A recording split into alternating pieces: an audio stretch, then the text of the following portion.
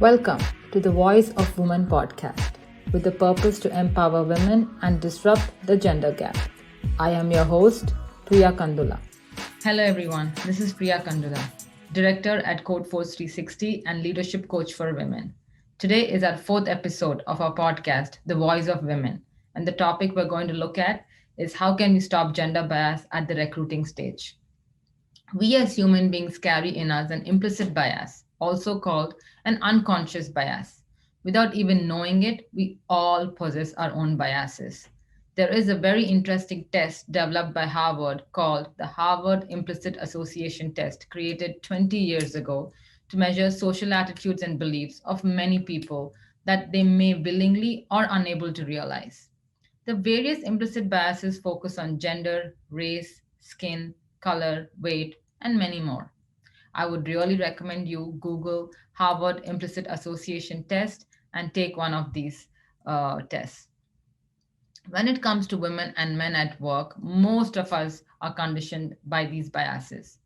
When it comes to implicit bias for women in technology, an experiment was conducted in 2016 by technology industry recruiter Speak with a Geek.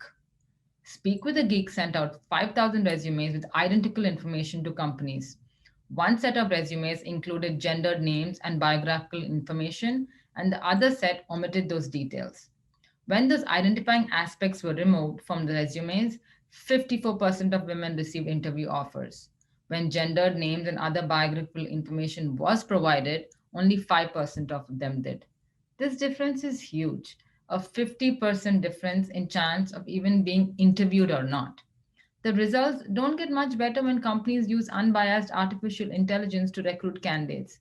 Amazon recently had to scrap its new recruiting engine because its algorithm wasn't gender neutral. A decade's worth of the company's resumes had taught the system that male candidates were preferable. Because of the harmful nature of implicit bias, and since they happen at an unconscious level, it is critical to examine how we can begin to remove it. Company leaders at LinkedIn suggest that consideration of gender in the recruiting process itself is paramount, and I couldn't agree more. From experience, we also know that there are more male candidates than female candidates for open software engineering roles. One, we need to train more women in STEM. Research found that outreach from recruiters matters. When women appear in recruiting searches, they're 13% less likely to be viewed by recruiters than men. While bias, intentional or unintentional, can creep into the hiring process, there are ways recruiters and hiring managers can be informed and conscious about increasing the number of women in their talent. We can disrupt the gender gap by training our recruiting teams of these implicit biases that exist in us.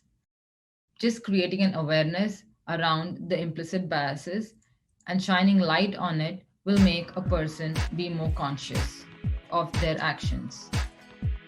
I am truly grateful to you for taking the time to listen, learn, and share today. Please do share it with your friends and family if you got any value from it. Stay tuned for more stories, insights, and tools to empower each other. Let's break the glass ceiling together.